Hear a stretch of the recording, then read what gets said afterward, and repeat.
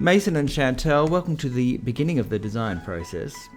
I guess what we're wanting to do with your property is really make the most of this this entertaining space, and I've kind of increased the size of it in terms of its usable footprint. The side here I really haven't touched too much. I thought we could put a shed down here. I want to create these three tiers that you have here. I want to make all of that just one level. You can see the slope in your lawn. I want to level that out, raise the trampoline up. You've got a sewer inspection point there which we can put a cover on. The fences I want to paint. The structure that you've got over the concrete at the moment, obviously going to leave that. I do want to disguise the house next door. And the front, what we're going to do is create a new entrance into the front door, some steppers, some retaining walls, get rid of the lawn, and turn it into a garden space. That's going to be pretty low maintenance. You have to do some hedging and a little bit of, I don't know, just a little bit of sort of weeding and things. Pretty easy. So let's have a look at the design. So your back garden at the moment is a beautiful blank canvas. As we just saw, it's got a slight fall towards this the far right hand corner as you're looking from the house. So what we want to do is pave over all of your existing concreted areas, raise them up to so that's all just one level. So flatten out the lawn by putting some retaining walls around there. There's a trampoline. I want to put that on top of a synthetic surface, synthetic grass, real grass here. Step down onto this transition step. And then these raised beds, and they can just be a block wall rendered with seating on the inside here, so that you can put a fire pit here, which is easily movable. So I want to make this area really sort of like a multi-purpose thing. So you can put the pool back here, but you can see that there's no step here. So this is all just one level. I've got a second table sitting out here in the sun, so you can just leave your big dining table where it is.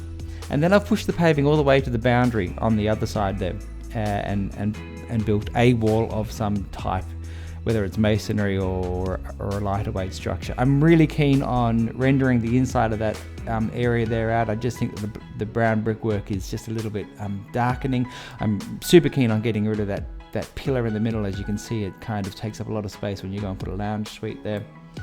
And then I've got a little skillion roof that drains out towards the boundary, and you can see I've got a gap there at the moment, and so we can build it like that, so it's a separate construction, or we can actually fill that in with something like glass or a translucent material, or in fact just make it solid all the way through.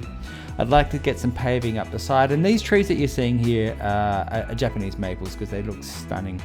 The fence, I actually want to do that cover all of that in a black colour bond, which I think will look stunning.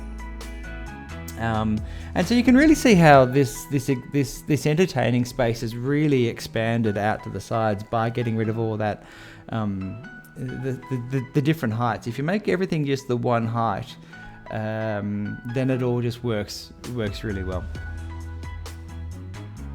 So this is the first option for the back. Really pretty simple solution, but really quite a nice one for being able to get a good result reasonably cheaply. Now the front, I also want to bring in bluestone paving. I want to create a new pathway towards the front door. The driveway I'm not going to do much with. There is a little transition zone that's going to be a bit awkward between the new bluestone paving, which is also going to sort of retile your front porch. New paving all the way through here. There's about 4 or 5 steps coming down, and then I've gone for something like a mudstone rock wall. I want to get in like a loose rock wall, but I do want to make it as cost effective as possible. I've got some, they're called upright birches in there, which are quite tall and thin and narrow birches. Then I've got some pears, which have just got along this little side boundary here, and then round to a new fence, a new gate, and probably what I'll do is I'll continue the pears down that side there. So let me know what you think of this idea, and we'll go from there.